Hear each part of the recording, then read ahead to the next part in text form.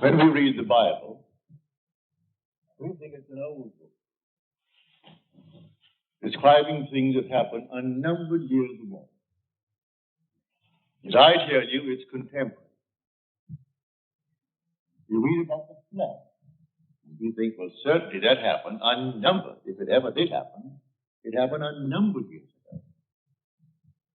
Well, this morning, as is my custom, I turned on the channel KFAC, that is a radio station. It plays through the day and night, 24 hours a day. Only lovely classical music. So you can read to that music. Only a few interruptions.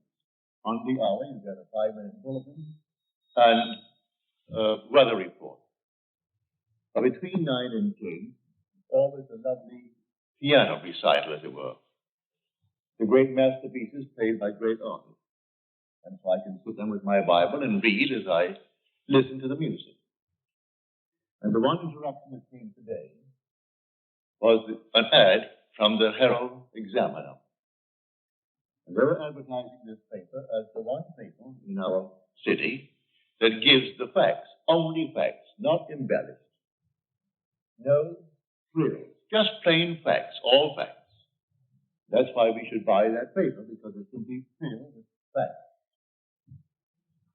Well, facts have overflowed the world like the flood. Man actually is drowned with facts, victimized by facts.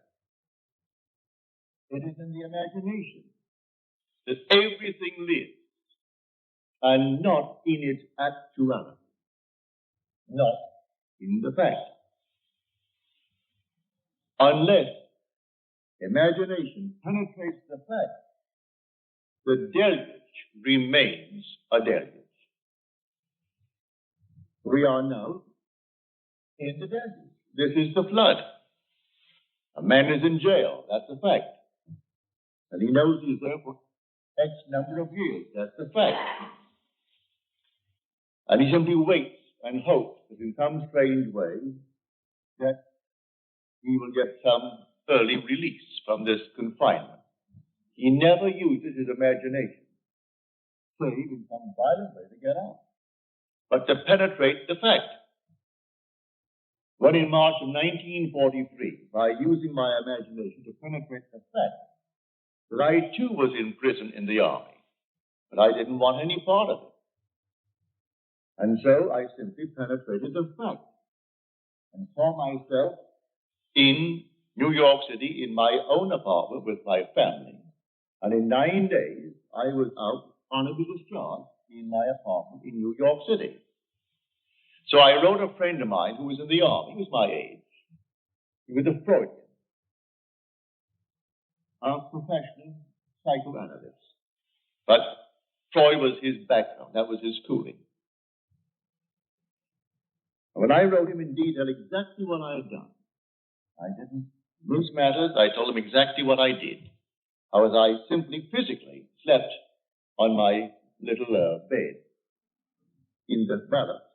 I imagined I was simply elsewhere, and the elsewhere was a definite spot in space, in New York City, in my apartment. And what I did, I could feel the bed, I could feel the things in my house. I went about feeling all the familiar objects in my apartment, and I gave them all the tones of reality and all sensory vividness to the best of my ability. And I touched everything, and it felt real. Then I went back to sleep, and then I told them exactly what happened to me that morning.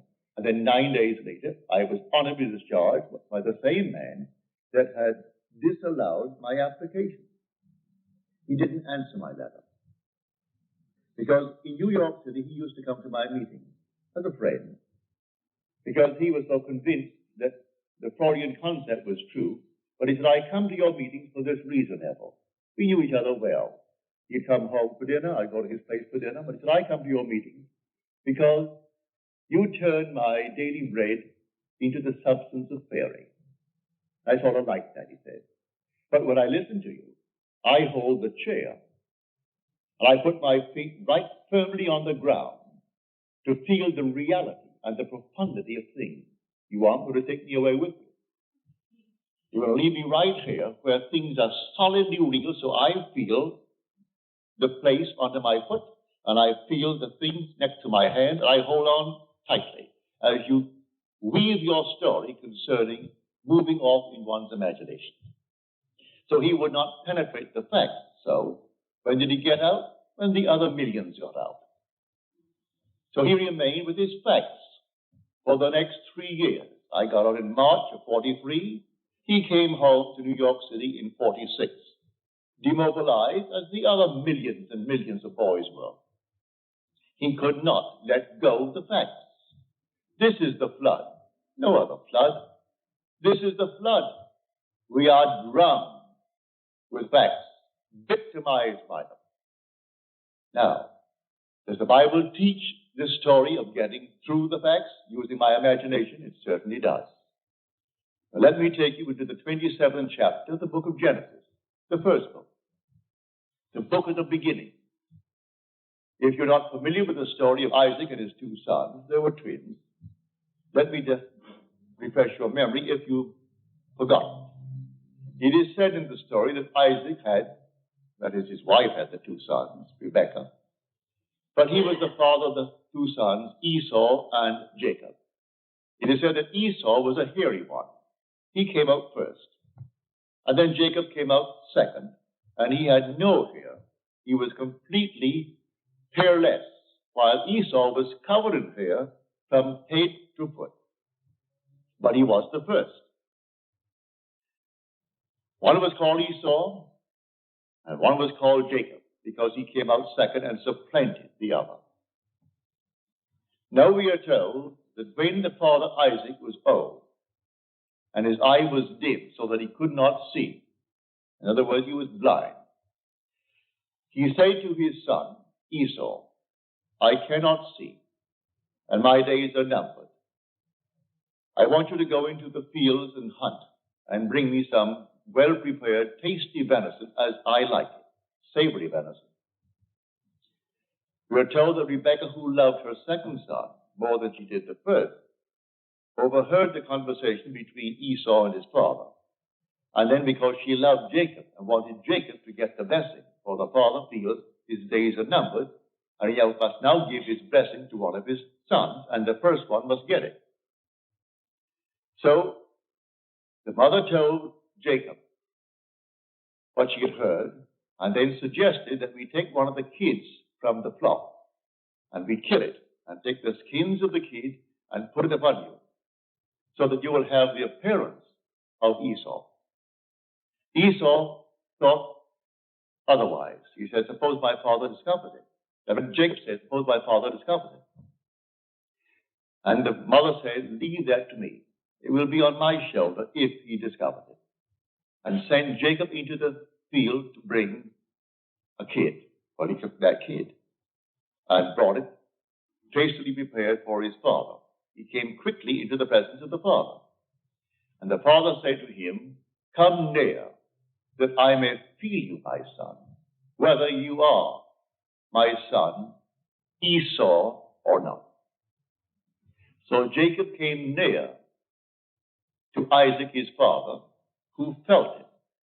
And then Isaac said to Jacob, the voice is Jacob's voice, but the hands are the hands of Esau. And then he blessed him. He gave him his blessing.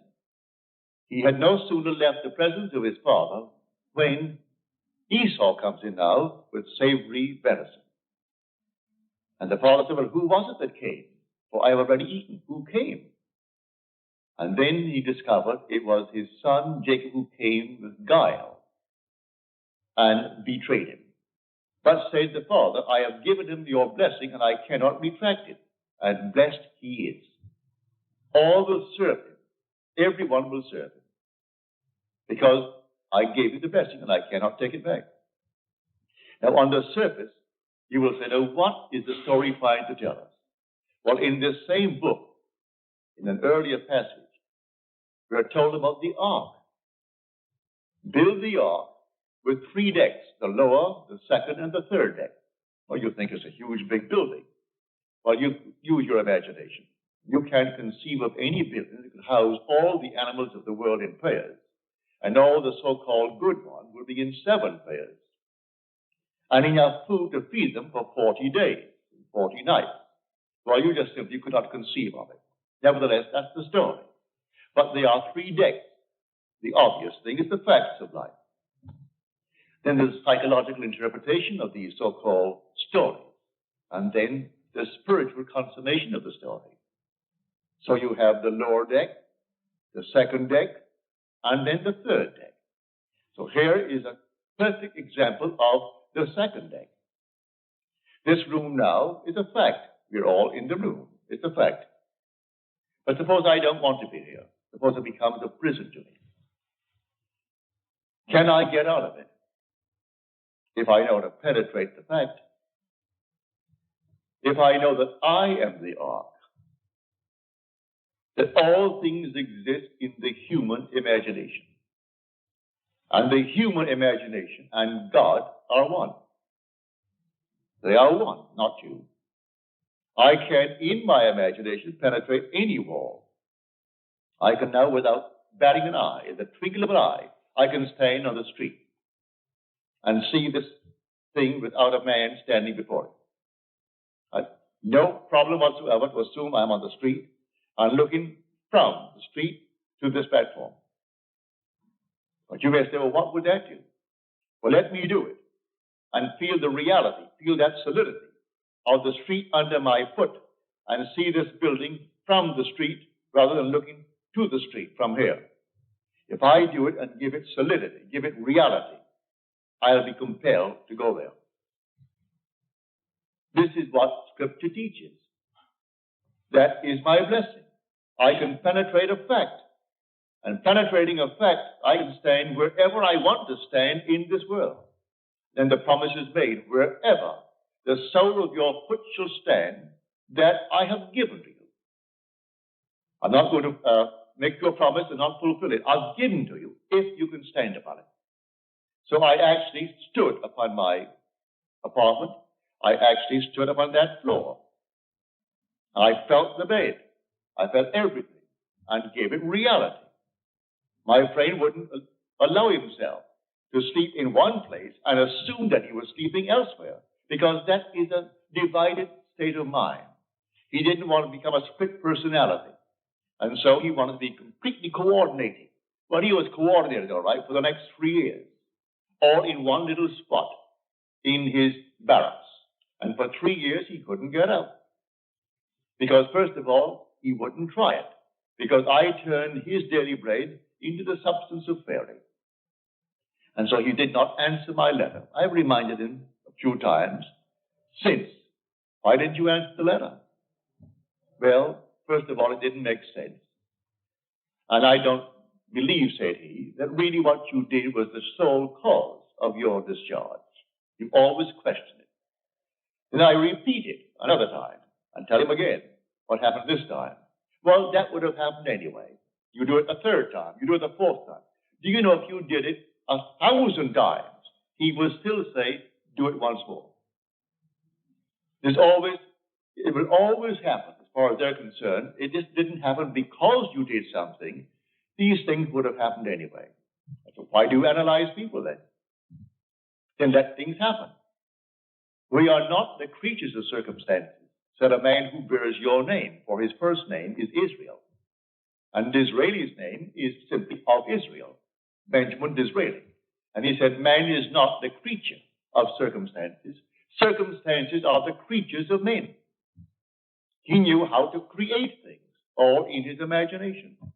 So I said, you bear the name of Israel, but you don't apply the story of Israel. If you only apply it, for these things are taught us in Scripture. Scripture is not secular history. This is contemporary. It didn't happen thousands of years ago. The flood is on. And this is the flood. The whole vast world is inundated with facts, like this prominent paper, the evening paper, the Examiner. And they're proud of the fact they only print facts. They don't embellish it. No frills, only the facts. Therefore, buy the facts. Well, I can buy the facts. And they go all over the world to find frightening facts. I'm not denying that he didn't kill her. I'm not denying that he did not receive a sentence of X number of years. But when people ask anything of me, I'm not concerned about why it happened. What do you want? And I will simply apply my imagination lovingly on behalf of that request. I don't care what brought you to that state. I am here to simply get you out of the state. What do you want? All through the Bible, what do you want? He didn't condemn anyone. The woman taken in adultery, he didn't condemn. What do you want? Go and sin no more. He didn't call the act of adultery a sin. If she called it, or they called it a sin, all right, call it a sin. Therefore, don't repeat it if you call it a sin. But sin is simply knowing what to do and not doing it. That's sinning. So if I discover what to do, to penetrate a fact, to go beyond the fact, and create a condition for myself and dwell in it, and think from it, instead of thinking of it. For the great fallacy of the world is perpetual construction, deferred occupancy. Create and create in my mind's eye all kinds of lovely things I would like to realize, but I never occupy them. I do not penetrate the state and go right into it and give it cubic reality. But I know, and you know, and it's not difficult to understand why. The sense of touch is something we believe in more profoundly than we do in, say, the sense of sight, or the sense of hearing, or the sense of smell. I stumbled upon this one day in a dream. In my dream, I came upon this huge big pillow, a pile driven into the ocean. And the weight that it formerly supported was gone now. Only the piles remained. And I knew I was dreaming. And I figured to myself, if I held that pile and I could touch it, and if it seemed to me solidly real, what I'm going to do, I'm going to hold on to that pile. In the dream, I know it's a dream, but I'm going to hold that pile as solidly as I can and compel myself to awake holding the pile. Well, I did. I held the pile with all of my might. I said, now, Neville, you know you're sleeping. You know that you're dreaming now. Awake. And I awoke in the water. I'm actually holding that pile, and I'm standing up in what formerly I knew to be a dream. It ceased to be a dream. It's real. I'm in a world just as real as this. And here I am holding this enormous pile, and it's in the East Indies, not the West Indies where I was born. It was in the East Indies, a very primitive area. And then some animal came down to the beach, strange-looking creature. And at that moment, I was panicky. And that moment of shaking emotion, and I woke on my bed in New York City. But I discovered that secret of feeling. So he said, come close, come near, that I may feel you, my son.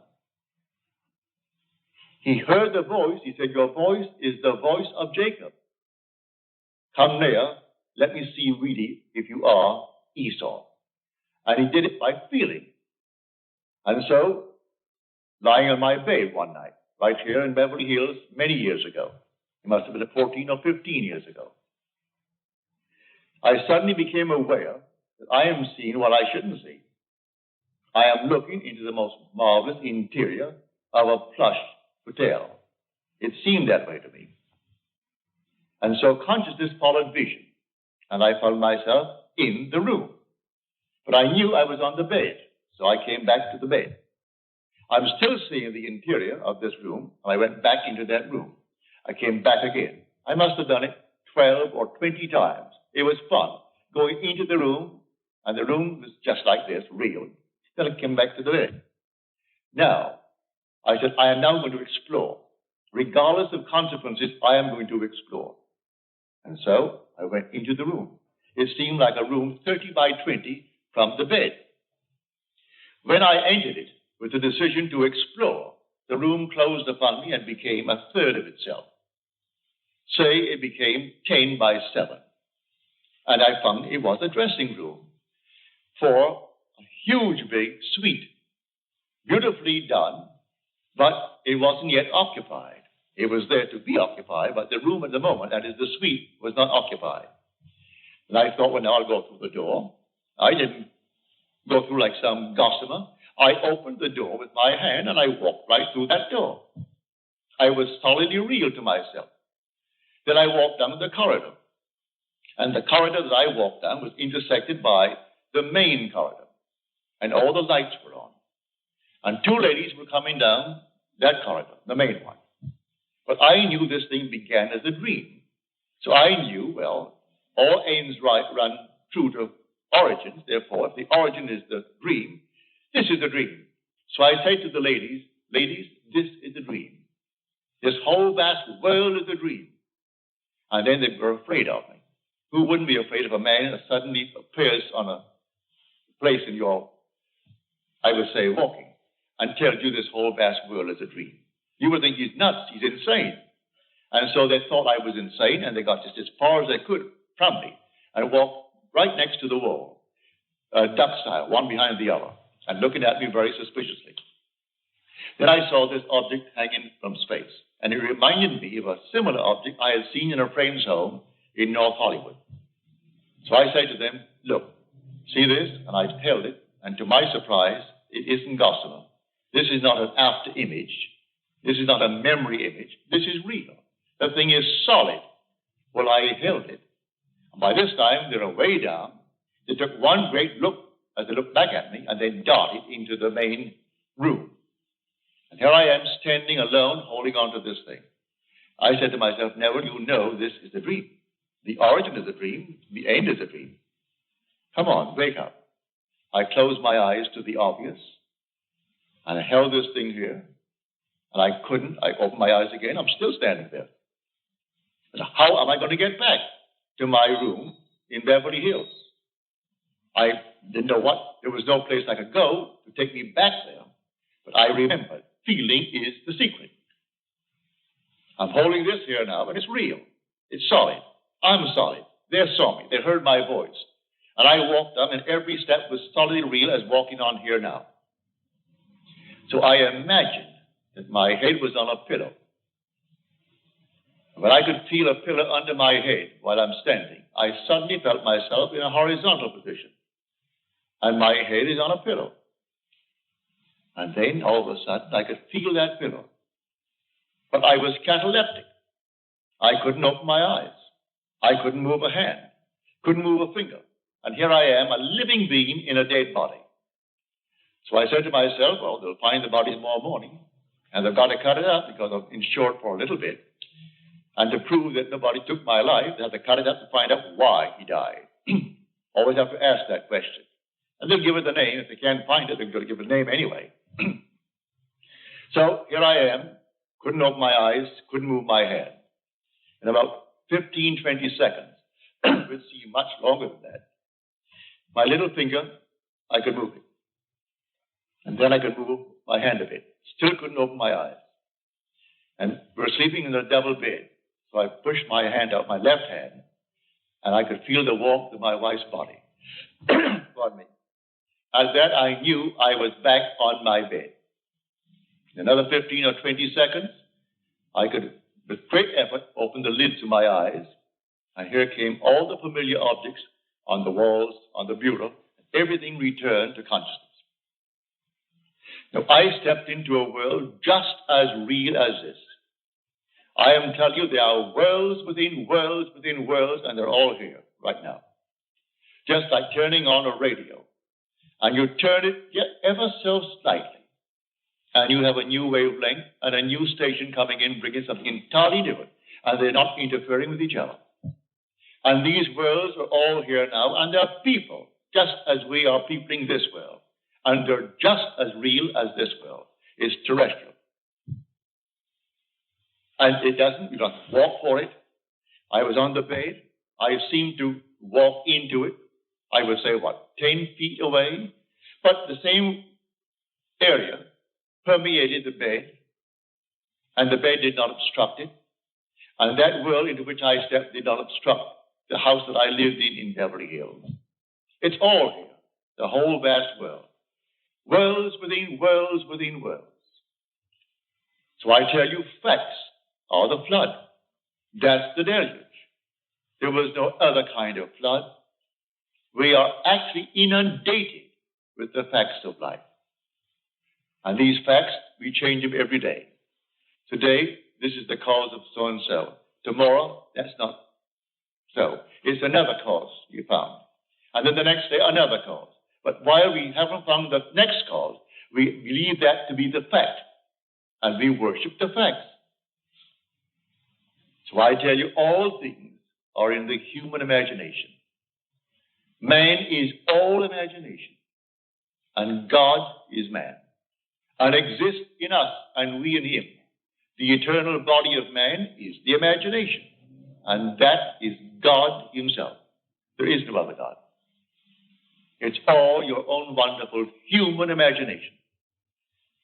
And the one thing the whole vast world aches for is the awakening of the imagination.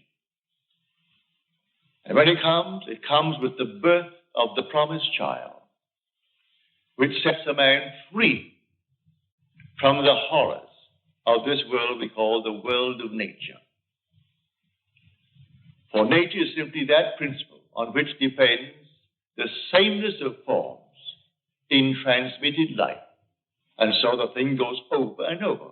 Haven't you observed a year that at a certain time of the year, money is tight? All of a sudden it flows, and then at a certain time of the year, it's tight. Why? It's a habit. It's a transmitted state. You fix that fact in your mind's eye, and if you got $50,000 today, and say it's the month of December when it's always tight, you're going to loan the money out or give it away before December comes by. So when it comes by, you're going to be tight again. It's a peculiar, I would say, slavery, this thing called nature, in the sameness of forms in transmitted life. Now, you can penetrate the fact and break it. And that's what we're here to teach. I come not to abolish the law and the prophets. I come not to abolish them, but to fulfill them. And tell you the real law. It's not washing your hands before meals, although that's a very nice, clean thing to do. It's not giving certain diets, doing this, that, and the other. He explains that the entire law is psychological.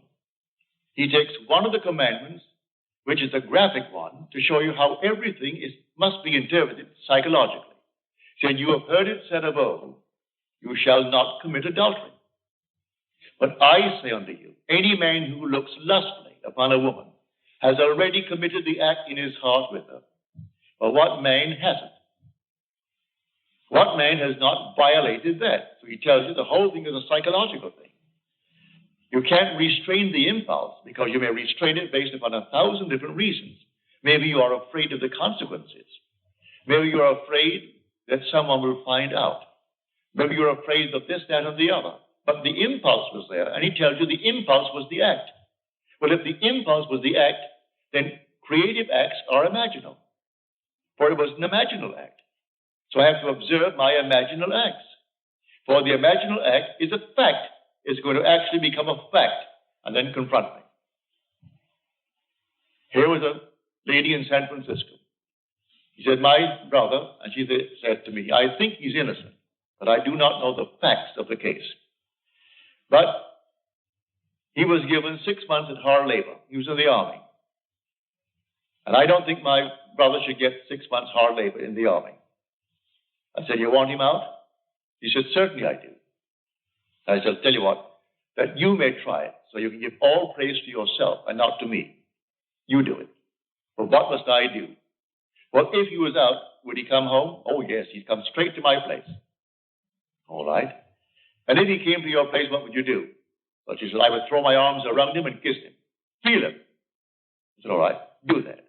When you go home tonight, sit where you would normally sit, and just imagine that your brother is there, and that you have thrown your arms around him, and you're holding him, hugging him, and kissing him. The next Sunday morning, in my meeting in San Francisco, that woman could rise and tell this story. She said, I went home, and I imagine I heard the doorbell ring, and the doorbell is downstairs. I have to run down one flight of stairs to answer that door. So I heard it ring, and I ran downstairs, and I flung the doors open, and here stood my brother. I went back upstairs. There was no brother, but I did it so vividly, it was almost like a disappointment that I didn't actually see him standing there. But it seemed so real to me. Well, a few days later, she's sitting upstairs, and the doorbell rings. She said, I almost broke my neck to get downstairs, because I knew what was going to happen. And here she threw the door open. Here is her brother. And she stood up in the audience and told that story to the 1,000 who were present that Sunday morning. And they all saw, no one, I presume, would go and verify it. I trusted her implicitly. If she lied to me, well, then it's entirely up to her. But I'm convinced the whole thing was true. I don't check you. I believe you when you tell me that it happened. But the thing is to practice. We are the operant power. And the flood is on. Let no one tell you the flood is over. And the flood is deeper and deeper because we're more and more inclined for facts. We want the facts of life. You want the facts? Well, you make the prison walls all the thicker. But learn how to penetrate the facts.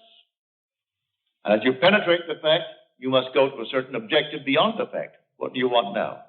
Well, then you go into the state of the wish fulfilled. What state? The state you decide. You determine what you want in this world, and you go right into that state. And then ignore the facts. Suppose the facts now still denies what you did. It doesn't matter. Let the facts remain. They'll dissolve. They'll all dissolve because you're going to remain faithful and you will occupy the state. No longer are you going to construct it and not occupy it. You're going to occupy the state. And as you occupy the state, it's going to work. You can do that with a job. A friend of mine in New York City, he came from out west. He was an engineer. And he said, Neville, I want more money and I want more responsibility. I want to work for a certain firm. I said, do you know where they are? He said, yes, on Madison Avenue. They do international work. They build bridges, they build dams, they build things all over the world. And I would like a job that would send me away because I would get 3 times the salary.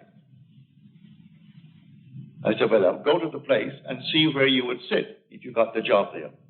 Before they send you off, you'll work in the home office first, wouldn't you? I think so. I'll go up there and just take a good look. He walked into the place, picked out the desk, picked out the place, and then he assumed when he got back home, he was seated at that desk. And that was his job, and he named the sum of money, which was a considerable sum of money. He and his wife and daughter used to come to my meetings. Within a month, he was in that job, and within 2 weeks, he was on his way to the Near East, building bridges. Unfortunately, in a way, he did not live very long. He was a young man, but in about 3 years, he was gone. Heart attack, and he was gone.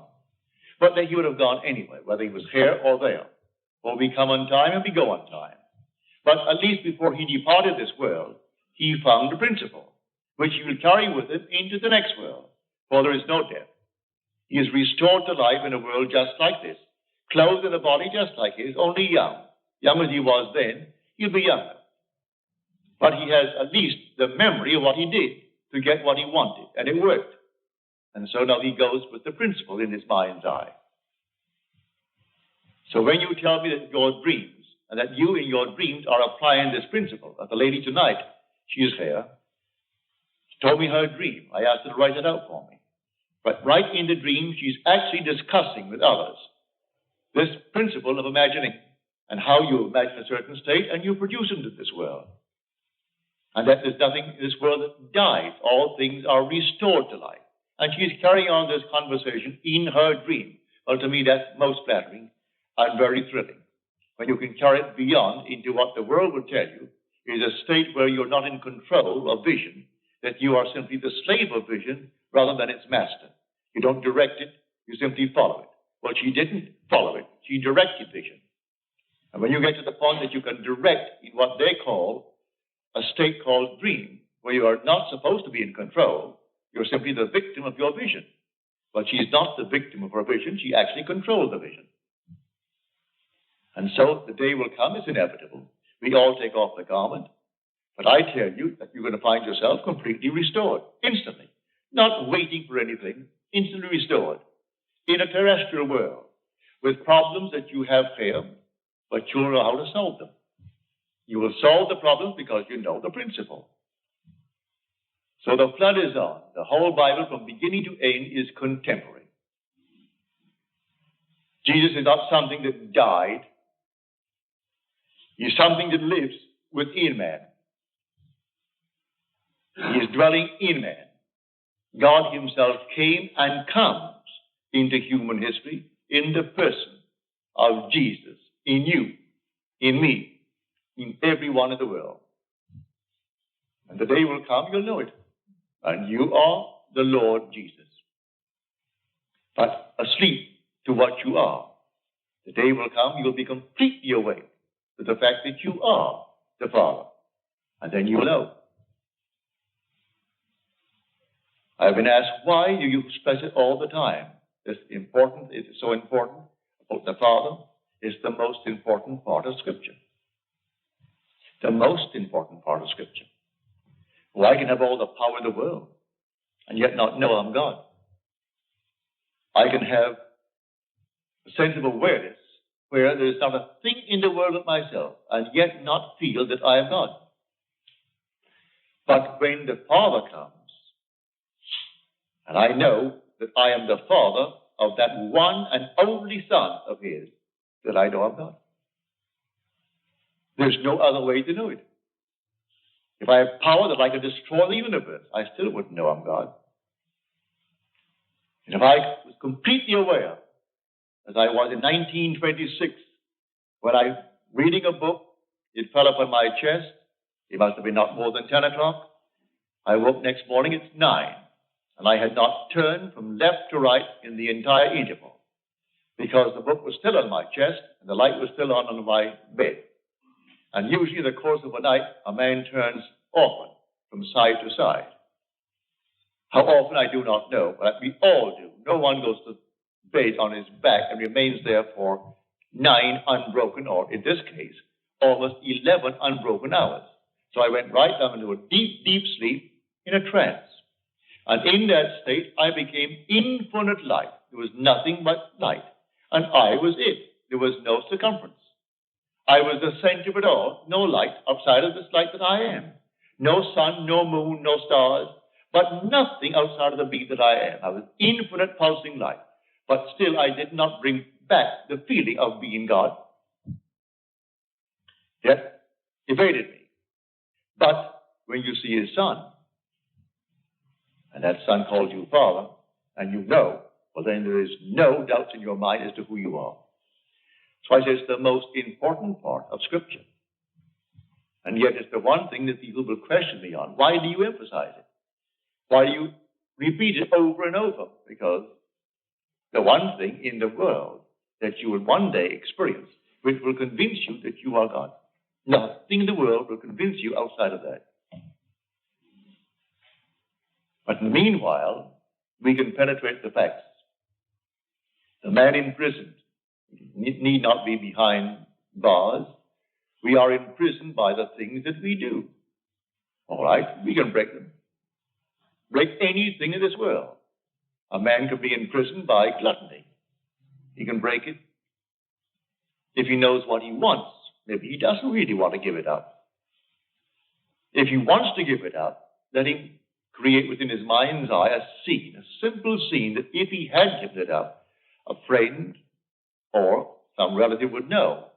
And he doesn't brag about it. They simply know. And it's a normal discussion that he has no longing for it anymore. He has no desire for it. Didn't take any drugs for it. Didn't do anything to beat it. It just simply, it wasn't there. Like certain taste that we have in this world, all of a sudden, you've had it, you've saturated yourself with it, and you don't want it anymore. All things are acquired. Today I like, for instance, a thing called an oyster. Love them, especially those lovely Eastern oysters. But the first time I had an oyster, I thought I'd die. I was a small boy, I must have been about 9 or 10. I went down It was then called the Virgin Islands, owned by Denmark. They're now our islands, St. Thomas and John and St. Croix. And my mother said to me, now, Neville, you know, you're going to a strange place and they speak Danska.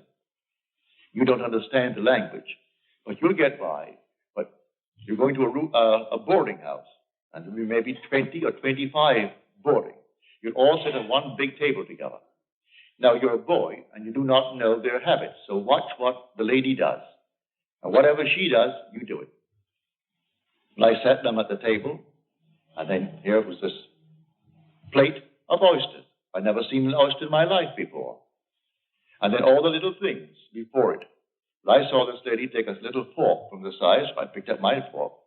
And then she took little horseradish, she took something else, then she took a little Tabasco, did all these things to it. Then she stuck it into this oyster and dipped it into all that she had done. She closed her eyes and she ate it as though you had honey in your mouth. I expected the same thing, so I did the same thing.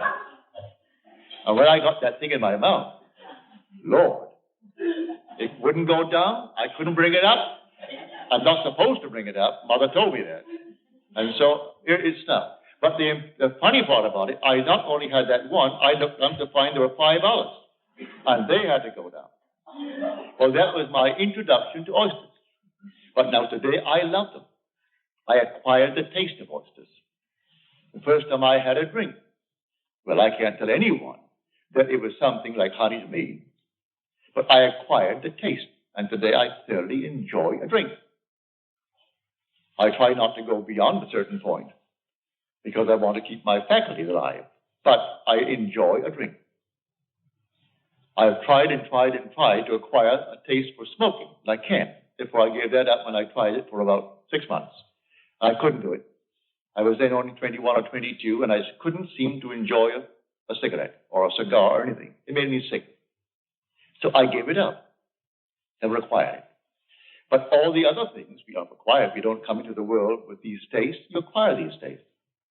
You can acquire the taste of living in comfort. You can acquire the taste of living as a gentleman, as a lady. Acquire the taste. You want to actually live like a lady, live like a gentleman, with no pressure to pay the rent, no pressure to do these things. All right. Assume that you are that lady, you are that gentleman. Penetrate the facts. The facts tell you that you are not. You don't have it. Penetrate the facts and live in the state as though you had it. And may I tell you from experience, you'll have it. You will actually have it. Don't ask me how. The ways and means are contained within the state that you enter. So you enter a state, and it contains all that is necessary to externalize that state. So pick out your state, a lovely state, and go right into that state and dwell in it. I call that occupying the state and thinking from it instead of thinking of it. Just as you now think from your present state with all the facts around you to anchor you into it, get into another state, all in your imagination, and the facts will appear to anchor you into that state. And the day you tire of it, you can get out of it and go into another state. You know, when you move into a new home, move into a new city, you have to actually adjust yourself to it. Well, you are the pilgrim passing through unnumbered states. The states remain, but you, the pilgrim, pass through them, like a traveler passing through a city. The city remains, but you, the traveler, pass through it. So you go right into another city. You don't rub out the state. Poverty remains a state when a man who was once poor moves out of it. So he moves out of poverty into the state of affluence. But he doesn't destroy the state of poverty. Anyone can fall into it. So Blake said, I do not consider the just or the unjust to be in a supreme state, but only to be in these states of sleep, which the soul may fall into in its deadly dreams of good and evil. So it toys with this state, and it finds itself enamored with the state, and it falls into it. He's not supreme because he's wealthy, and the other one is not ignored because he's poor. It's a state. Don't condemn the occupant of the state. The state is the thing, but the occupant is God. For the occupant in a state called poverty, he's saying, I am, before there's a poor. He doesn't say I am poor, meaning he's different as far as I am goes, for the one who says I am rich, the same I amness that occupies the state of poverty is occupying the state of wealth. And so you can go into any state, and being in the state is God. And you wear these states as you wear clothes. But you must be consistent and actually believe it. First of all, as you're told in that 6th chapter of John, we believe and have come to know that thou art the Holy One of God. First, faith that ventures on a possibility. And then something more sure than faith, something steadier than faith, personal experience. You venture. That's faith. I will actually believe you now.